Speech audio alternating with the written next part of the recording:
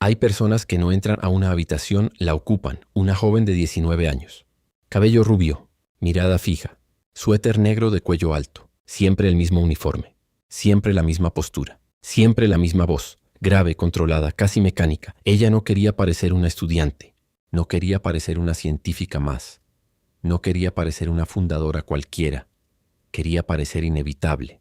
Su nombre era Elizabeth Holmes, y durante años, Silicon Valley creyó que estaba mirando a la próxima Steve Jobs. Elizabeth prometía algo tan simple que parecía mágico. Cientos de análisis médicos con una sola gota de sangre. No tubos, no agujas grandes, no esperas largas, solo un pinchazo en el dedo, una pequeña muestra, una máquina secreta, y el futuro de la medicina saliendo por una impresora. La llamaron visionaria, la llamaron genio, la llamaron revolucionaria. Forbes puso su rostro en portadas. Inversionistas multimillonarios hicieron fila para darle dinero. Exsecretarios de Estado, generales, empresarios, magnates de medios y familias poderosas se sentaron a su alrededor como si ella estuviera a punto de entregarles una tecnología capaz de cambiar el mundo. En su punto más alto, Theranos, su empresa, fue valorada en miles de millones de dólares. Y Elizabeth Holmes, una joven que había abandonado Stanford, se convirtió en la mujer multimillonaria hecha a sí misma más famosa de Estados Unidos. Pero había un problema. La máquina no funcionaba como ella decía, no hacía cientos de pruebas confiables, no estaba lista para transformar la medicina. No era el futuro, era una caja negra, y dentro de esa caja negra no había una revolución, había miedo, había presión, había sangre real de pacientes reales, había una mentira que crecía cada día más rápido que la empresa misma. Hoy, el nombre Elizabeth Holmes ya no representa innovación, representa una advertencia. Una caída desde las portadas de revistas hasta las puertas de una prisión federal. Entonces la pregunta es esta. ¿Cómo una estudiante que dejó Stanford logró convencer a algunos de los hombres más poderosos del planeta de que su tecnología funcionaba, cuando dentro de sus propios laboratorios todos sabían que algo estaba terriblemente mal? Y más importante aún, ¿en qué momento exacto una promesa ambiciosa se convirtió en fraude? Quédate hasta el final, porque esta historia no trata solo de una máquina defectuosa. Trata de cómo se fabrica una ilusión, de cómo se manipula a inversionistas inteligentes, de cómo una cultura obsesionada con fingir hasta lograrlo puede convertir a una fundadora brillante en una criminal, y de cómo, cuando por fin alguien abrió la caja negra, el imperio completo se vino abajo, antes de las portadas, antes de los inversionistas, antes de la prisión. Elizabeth Holmes era una estudiante en Stanford, una joven ambiciosa, extremadamente enfocada, con una idea fija. No quería esperar décadas para construir algo importante. Quería hacerlo ya. La narrativa oficial era perfecta. Ella decía que odiaba las agujas, que quería democratizar la salud, que los análisis médicos debían ser más baratos, más rápidos y menos dolorosos. En teoría era una causa noble, casi imposible de rechazar. ¿Quién estaría en contra de detectar enfermedades antes? ¿Quién estaría en contra de salvar vidas con una gota de sangre? ¿Quién se atrevería a cuestionar una misión tan humana? Ahí empezó el poder de Theranos. No vendía solo tecnología, vendía esperanza. En 2003, Elizabeth funda la compañía. Al principio, ni siquiera se llamaba Theranos. La idea cambia, evoluciona, se reempaca. Pero el centro del mito se mantiene. Una tecnología propietaria, secreta, capaz de hacer lo que los laboratorios tradicionales no podían hacer. Luego aparece el nombre que convertiría la promesa en símbolo: Edison. El Edison era presentado como una máquina pequeña, del tamaño aproximado de una impresora, que supuestamente podía realizar una enorme cantidad de pruebas médicas usando apenas unas gotas de sangre obtenidas del dedo. No, era solo una máquina, era el objeto sagrado del culto. Theranos, la caja negra. Nadie podía verla realmente, nadie podía abrirla, nadie podía hacer demasiadas preguntas. Y si alguien preguntaba demasiado, la respuesta era siempre la misma: secreto comercial, es propiedad intelectual, es confidencial. No podemos revelar cómo funciona. Estamos protegiendo la innovación. En Silicon Valley, esa frase funciona como un hechizo, porque la tecnología secreta se confunde fácilmente con tecnología avanzada. La opacidad se confunde con genialidad. El silencio se interpreta como estrategia. Elizabeth entendió eso mejor que nadie. Pero para vender una caja negra, primero tienes que convertirte tú mismo en un símbolo. Elizabeth Holmes no construyó únicamente una empresa, construyó un personaje. El suéter negro de cuello alto no era un detalle, era una señal. Steve Jobs usaba cuello alto negro. Steve Jobs hablaba de productos como si fueran extensiones de una filosofía. Steve Jobs no vendía computadoras, vendía futuro. Elizabeth tomó ese molde y lo adaptó a la biotecnología. Su voz también se volvió parte de la mitología, grave, pausada, inusualmente profunda. Una voz que parecía diseñada para transmitir autoridad en un mundo dominado por hombres mayores, inversionistas agresivos y ejecutivos que esperaban certeza absoluta. Ella aprendió a hablar como si cada frase ya hubiera sido escrita por la historia, no decía. Estamos intentando desarrollar una tecnología, decía. Estamos cambiando el mundo, no decía. Aún tenemos problemas técnicos, decía. La medicina nunca volverá a ser igual. El mundo quiso creerle, porque Silicon Valley ama una historia de abandono universitario. Ama al joven rebelde que deja la institución y derrota al sistema. Ama al fundador que desafía a los expertos. Ama la idea de que la arrogancia, si tiene suficiente diseño gráfico y capital de riesgo, puede confundirse con visión. Elizabeth no era médica, no era doctora, no había terminado Stanford. Pero eso, dentro del mito, no era una debilidad, era parte del encanto, como Jobs, como Gates, como Zuckerberg. La historia estaba escrita antes de que la tecnología estuviera lista. Y ese fue el primer peligro. Theranos empezó a atraer nombres poderosos, no solo inversionistas de tecnología, también figuras del gobierno, exfuncionarios, militares, diplomáticos, hombres acostumbrados a salas donde se decide el destino de países y corporaciones. Henry Kissinger, George Shultz, James Mattis, Rupert Murdoch, Larry Ellison. Familias influyentes, capital privado, dinero viejo, poder real. La junta directiva de Theranos parecía menos una junta de empresa médica y más un consejo geopolítico. Pero había algo extraño. Muchos de esos nombres tenían prestigio político, diplomático o militar. Muy pocos tenían experiencia profunda en diagnóstico clínico, laboratorio médico o validación científica. Y eso importa, porque Theranos no estaba construyendo una app para pedir comida. No estaba creando una red social. No estaba diseñando un teléfono. Estaba prometiendo resultados. Médicos. Datos que podían influir en diagnósticos, tratamientos, medicamentos, decisiones sobre embarazos, cáncer, hormonas, enfermedades. Tecnología de consumo. Un error puede cerrar una aplicación. En medicina, un error puede cambiar una vida. Pero cuando Elizabeth hablaba, la duda parecía una falta de imaginación. Ese fue su talento más peligroso, convertir el escepticismo en debilidad moral. Si dudabas, eras parte del viejo sistema. Si preguntabas, no entendías la innovación. Si exigías evidencia, estabas frenando el futuro. Así se construyó el culto. La empresa funcionaba bajo una lógica casi religiosa. La misión estaba por encima de todo. El secreto era virtud. La lealtad era obligatoria. La crítica era traición. Los empleados no podían hablar entre áreas. Los equipos estaban compartimentados. La información no fluía libremente. Nadie tenía el panorama completo. Y en el centro estaba Elizabeth, fría, controlada, inaccesible. Junto a ella estaba Ramesh, Sonny Balwani, su socio, presidente de la empresa y figura intimidante dentro de la cultura interna de Theranos. Sonny era mayor, más agresivo, más operativo. Donde Elizabeth seducía con visión, Sonny imponía con presión. Poco a poco, la empresa dejó de sentirse como una startup médica y empezó a sentirse como un sistema cerrado. Los empleados que cuestionaban los resultados eran aislados. Los que expresaban preocupaciones eran vigilados. Los que insistían demasiado recibían amenazas legales. La paranoia se volvió parte del método. Y mientras, hacia afuera, Theranos se presentaba como una revolución brillante. Hacia adentro, muchos trabajadores empezaban a ver otra cosa. Máquinas que fallaban. Resultados inconsistentes. Pruebas que no cuadraban. Datos que no podían sostener la promesa pública. Pero nadie podía decirlo en voz alta. Porque la caja negra no solo ocultaba una tecnología, ocultaba una cultura de terror. Lo que estaba pasando dentro de esos laboratorios era mucho más grave de lo que cualquier inversionista imaginaba. Porque, en secreto, Theranos ya no estaba intentando demostrar que su máquina funcionaba. Estaba intentando esconder que no funcionaba. Aquí es donde la historia deja de ser una fábula de Silicon Valley. Aquí deja de ser una joven ambiciosa, con una visión demasiado grande. Aquí empiezan los pacientes. Theranos no se quedó encerrada en presentaciones para inversionistas. La promesa salió al mundo real. A través de alianzas comerciales, especialmente con Walgreens, la empresa empezó a ofrecer pruebas en centros de atención al público. Eso significaba una cosa: Personas comunes entregaban su sangre, esperando resultados confiables. No estaban jugando con una versión beta.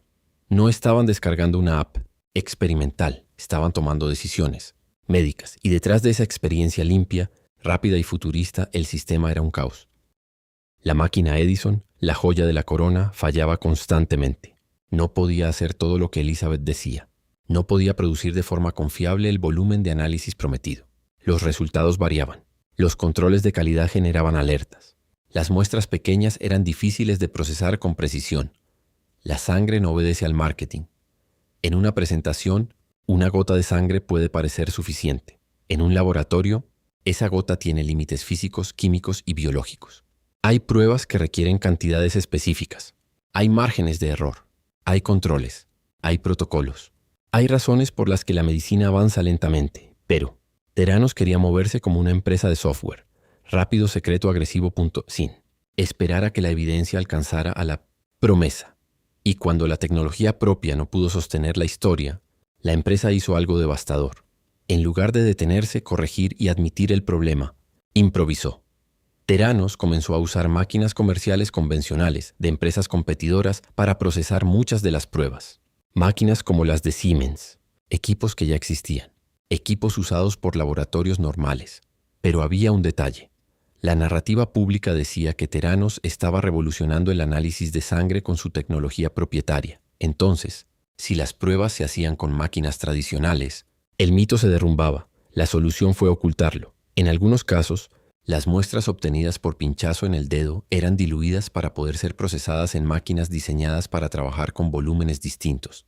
Esa práctica podía introducir errores. Y en medicina, un error no es un número abstracto. Un error puede hacer que una persona crea que está enferma cuando no lo está. O peor, que crea que está sana cuando necesita atención. Imagina recibir un resultado alarmante, un marcador fuera de rango, una señal que parece indicar un problema serio. Vas al médico. Te asustas, cambias tu vida, te sometes a más pruebas, llamas a tu familia y luego descubres que quizá el problema no estaba en tu cuerpo, estaba en la máquina. Eso es lo que separa a Theranos de muchos fraudes corporativos. Aquí no solo había inversionistas engañados, había pacientes, gente que no estaba apostando dinero en una startup, gente que confiaba en una prueba médica. Y mientras tanto, hacia afuera, Elizabeth seguía vendiendo certeza. La frase era siempre la misma. Cambiar el mundo, democratizar la salud, acceso, prevención, futuro. Pero dentro de la empresa, los empleados técnicos veían otra película. Veían que la máquina no era confiable, veían que los procesos se ajustaban para pasar demostraciones, veían que la presión venía desde arriba y veían que quien hablaba podía pagar un precio altísimo. Theranos respondía a las dudas con abogados, no con datos, no con acuerdos de confidencialidad, no con transparencia, con amenazas, no con evidencia científica. La empresa contrató abogados poderosos, firmas capaces de intimidar a exempleados, periodistas y cualquiera que intentara revelar lo que estaba pasando. El mensaje era claro. Si hablas, te destruimos. No era solo una estrategia legal, era una estrategia psicológica. Porque una cosa es saber la verdad, otra muy distinta es atreverse a decirla cuando una compañía multimillonaria puede perseguirte, demandarte, arruinar tu reputación y hacerte sentir solo. Y en esa atmósfera aparece una figura clave, Tyler Schultz. Tyler no era un empleado cualquiera. Era joven, trabajaba dentro de Theranos y tenía un apellido que pesaba. Era nieto de George Shultz, exsecretario de Estado y miembro de la junta directiva de la empresa. Ese detalle hacía su posición casi insoportable, porque Tyler no solo estaba viendo problemas técnicos, estaba viendo cómo una empresa podía engañar incluso a su propio abuelo. Al principio, como muchos, Tyler quería creer. Theranos prometía algo extraordinario. Y cuando eres joven, inteligente y estás dentro de una empresa que todos celebran, la presión por creer es enorme. Pero la ciencia tiene una forma brutal de destruir las fantasías. Los datos no obedecen a la lealtad. Los resultados no se arreglan con discursos. Y Tyler empezó a encontrar inconsistencias, pruebas que no pasaban, controles, datos que no tenían sentido, procesos que parecían diseñados para proteger la imagen de la compañía, no al paciente. El conflicto interno se volvió moral. ¿Qué haces cuando descubres que la empresa donde trabajas puede estar poniendo en riesgo a personas reales? ¿Qué haces cuando los adultos poderosos alrededor de ti no quieren escuchar? ¿Qué haces cuando tu propia familia está emocionalmente atrapada en la ilusión? Tyler intentó levantar alertas, pero dentro de Theranos, una alerta no era recibida como una contribución, era recibida como una amenaza. Sunny Balwani, según numerosos relatos del caso, era implacable con quienes cuestionaban la operación. La cultura interna no premiaba la corrección, premiaba la obediencia, y Tyler entendió algo terrible. Si seguía los canales internos, la verdad podía morir dentro de la empresa. Tenía que buscar otra salida, en las sombras. Empezó a comunicarse con un periodista, John Carreyrou, reportero de investigación del Wall Street Journal, un hombre que no se impresionaba fácilmente con fundadores carismáticos, suéteres negros ni presentaciones minimalistas. Carreyrou empezó a escuchar, a preguntar, a conectar puntos, y cada punto llevaba al mismo lugar. La historia de Theranos no era solo exagerada, podía ser falsa. Mientras tanto, Elizabeth y Sonny seguían viviendo como si el futuro les perteneciera. La empresa seguía levantando dinero. Las oficinas seguían funcionando. El relato público seguía intacto. Había vuelos privados, seguridad, eventos, reuniones con personas poderosas, presentaciones diseñadas para impresionar.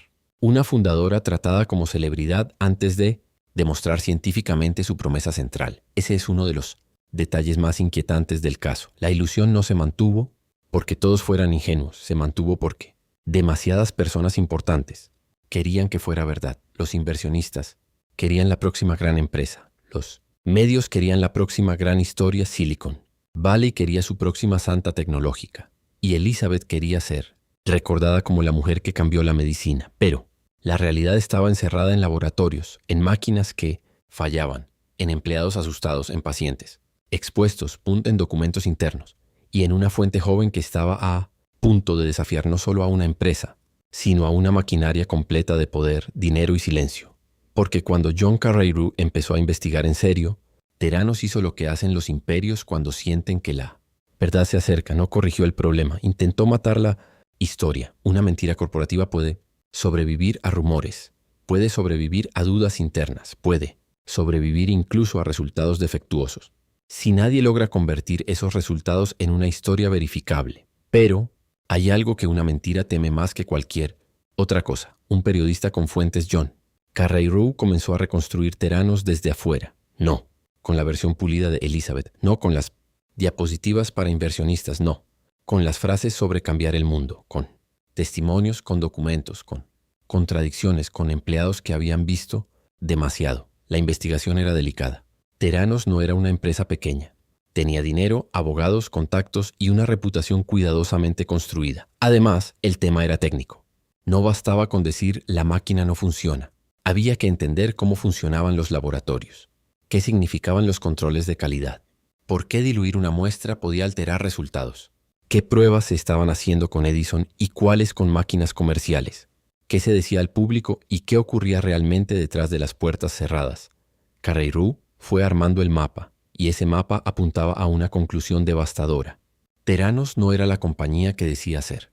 Cuando la empresa se enteró de la investigación, entró en modo guerra, no modo transparencia, no modo auditoría independiente. Guerra. Los abogados de Theranos presionaron a fuentes, enviaron cartas, intentaron intimidar, buscaron desacreditar a quienes hablaban. El objetivo era claro, impedir que la historia viera la luz. Tyler Schultz sintió esa presión de forma brutal. Su decisión de hablar no solo lo enfrentó a la empresa, lo enfrentó también al entorno familiar que confiaba en Elizabeth. Ese es el costo psicológico de ser denunciante. No, basta con decir la verdad. Tienes que sobrevivir a la reacción de quienes necesitan que esa verdad sea falsa. Theranos tenía una ventaja. Poder Carreyrou tenía otra. Persistencia. Y la verdad tenía una característica peligrosa.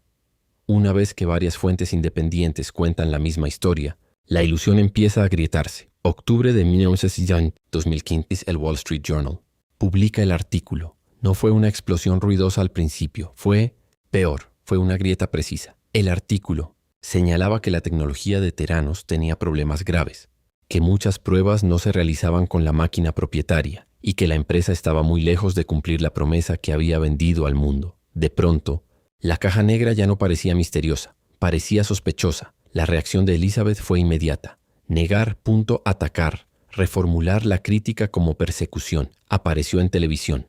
Se presentó como una fundadora bajo ataque. Sugirió que eso era lo que pasaba cuando alguien intentaba cambiar las cosas. Primero te ignoran, luego te combaten, luego ganas. Era una respuesta brillante desde el punto de vista narrativo, porque no discutía solo los datos, convertía la acusación en parte del mito. Si Theranos era cuestionada, eso no probaba que Theranos mentía. Probaba, según la narrativa, que el sistema temía ser reemplazado. Ese es uno de los mecanismos más peligrosos de la manipulación corporativa. Absorber la crítica y transformarla en combustible. Nos atacan porque somos disruptivos. Nos cuestionan porque somos diferentes. Nos persiguen porque estamos cambiando el mundo. Pero había un problema. La realidad seguía allí. Los reguladores empezaron a mirar con más atención. La prensa empezó a investigar más. Los socios comerciales empezaron a tomar distancia. Las preguntas que antes parecían impertinentes ahora eran inevitables. ¿Dónde están los datos? ¿Cuántas pruebas hace realmente la máquina? ¿Por qué se usan equipos comerciales? ¿Qué resultados se entregaron a pacientes? ¿Qué sabía la junta directiva? ¿Qué sabían los inversionistas? Walgreens, uno de los socios más importantes, enfrentó presión creciente. Safeway también había apostado por la visión de Theranos. Las instituciones que antes se acercaban por prestigio ahora empezaban a calcular el daño reputacional. Porque cuando una empresa cae, no cae sola. Arrastra a todos los que pusieron su nombre junto al suyo. B-Roll. Luego llegaron los reguladores, centros federales de supervisión médica. Inspecciones, informes, advertencias, hallazgos sobre deficiencias graves en laboratorios, cuestionamientos sobre prácticas internas. La historia dejó de ser una disputa con un periódico, se convirtió en un problema federal. Y entonces ocurrió lo impensable. Theranos, la empresa que había sido presentada como una revolución de $9,000 millones, empezó a caer en cámara lenta. Primero, la confianza, luego los socios, luego las licencias, luego los empleados, luego el dinero. Finalmente, la valoración de miles de millones. A cero. Cero. Ese número es brutal porque no deja espacio para el mito. Una empresa puede valer menos. Puede corregir, puede pivotar, puede sobrevivir. Pero cuando una compañía construida sobre confianza médica pierde credibilidad, pierde su oxígeno. Theranos no podía vender la mitad de una verdad. No podía decir, nuestra máquina funciona un poco. No podía decir, engañamos solo en algunas presentaciones. No podía decir, la sangre de los pacientes casi siempre estuvo segura. En medicina, casi no basta. La caída siguió. Demandas, investigaciones, acuerdos, socios reclamando pérdidas, reguladores cerrando espacios, el FBI y el Departamento de Justicia entrando en escena. La SEC acusó a Theranos, Holmes y Balwani de haber levantado más de $700 millones mediante declaraciones falsas o engañosas sobre la tecnología, el negocio y el desempeño financiero de la empresa. Ya no era solo una mala gestión, ya no era solo una fundadora que prometió demasiado, era fraude. Y aquí hay un detalle clave. Durante años, Elizabeth Holmes había usado el secreto como escudo, pero en un juicio, el secreto cambia de forma, se convierte en evidencia: los correos, las presentaciones, los contratos, los testimonios, los mensajes internos, las demostraciones preparadas, las promesas a inversionistas, las discrepancias entre lo que se decía y lo que se hacía. Todo empieza a hablar, incluso lo que fue diseñado para permanecer oculto. Para entonces, la imagen pública de Elizabeth ya estaba destruida. El suéter negro dejó de parecer visionario. La voz grave dejó de parecer autoridad. La mirada fija dejó de parecer confianza. Todo se reinterpretó. Lo que antes parecía disciplina ahora parecía actuación. Lo que antes parecía secreto, tecnológico, ahora parecía ocultamiento. Lo que antes parecía ambición ahora parecía peligro. Y así, la mujer que había convencido a Silicon Valley de que podía leer el futuro en una gota de sangre, terminó enfrentando una verdad mucho más simple. No puedes construir medicina sobre una puesta en escena. No puedes intimidar a la ciencia para que obedezca. No puedes demandar a la realidad hasta que desaparezca. Pero faltaba el acto final, el juicio, el momento en que Elizabeth Holmes ya no hablaría ante inversionistas, periodistas o admiradores, hablaría ante un jurado, y esta vez su historia tendría que competir contra los documentos. El juicio de Elizabeth Holmes no fue solo un proceso penal, fue el juicio de una época. En el banquillo no estaba únicamente una fundadora, estaba una fantasía completa de Silicon Valley, La idea de que la convicción puede reemplazar a la evidencia, de que una buena historia puede adelantar a la ciencia, de que fingir es aceptable mientras el éxito llegue antes que las consecuencias. Elizabeth llegó al juicio con una estrategia clara: separar intención de resultado. La defensa intentó presentar el caso como una historia de fracaso empresarial, no de fraude criminal. Una fundadora que creyó demasiado, una empresa que no logró cumplir, un sueño que salió mal, porque esa era la pregunta central. ¿Elizabeth Holmes mintió sabiendo que mentía?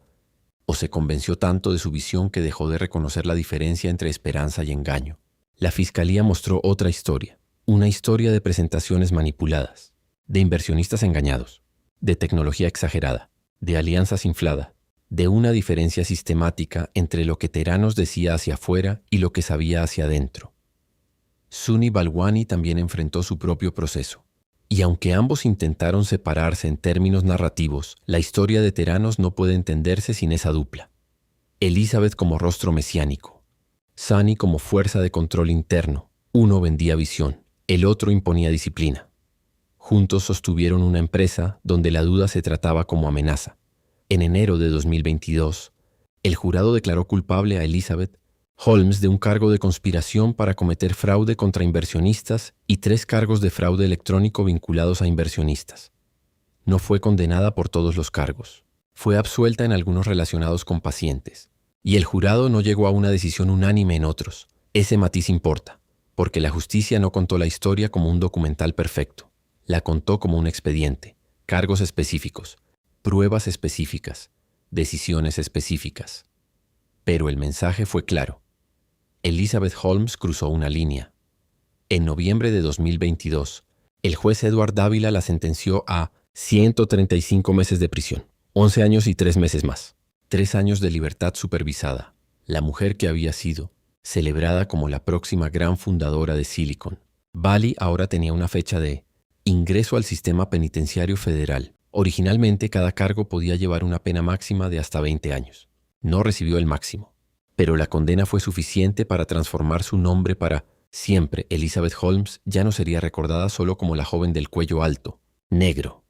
Sería recordada como una advertencia sobre él, carisma sin evidencia, sobre inversionistas que confunden, prestigio con diligencia, sobre medios que convierten fundadores en íconos antes de verificar si el producto funciona, sobre juntas directivas llenas de poder, pero vacías de conocimiento técnico, y sobre una cultura que repite «fake it until you make it», sin preguntarse qué pasa cuando lo que finges no es una app, sino una prueba médica. Porque esa frase, «finge hasta que lo logres», puede sonar inofensiva en un pitch de startup, pero en salud, fingir no es estrategia, es riesgo. En un laboratorio la verdad no se negocia.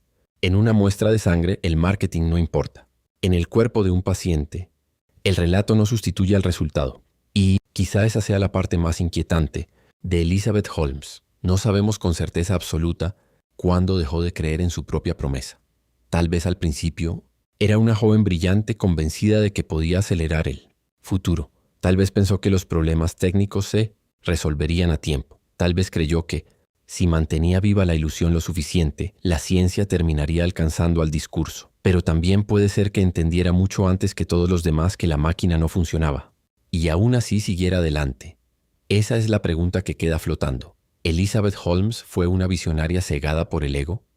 ¿O una estafadora profesional desde el primer día? Míralo bien, porque Theranos no cayó solo por una máquina defectuosa.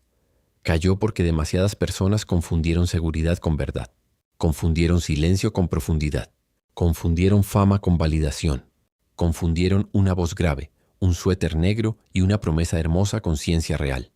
Y cuando por fin la caja negra se abrió, no había revolución, solo una mentira demasiado grande para seguir respirando. Ahora te toca a ti. Déjame en los comentarios qué crees realmente. ¿Elizabeth Holmes se engañó a sí misma antes de engañar al mundo? ¿O siempre supo exactamente lo que estaba haciendo? Y si quieres más documentales sobre fraudes corporativos, imperios destruidos y mentiras que cambiaron la historia, suscríbete. Porque algunas de las historias más peligrosas del mundo no empiezan con un criminal en la sombra. Empiezan con una persona en un escenario sonriendo, diciendo que va a cambiar el futuro.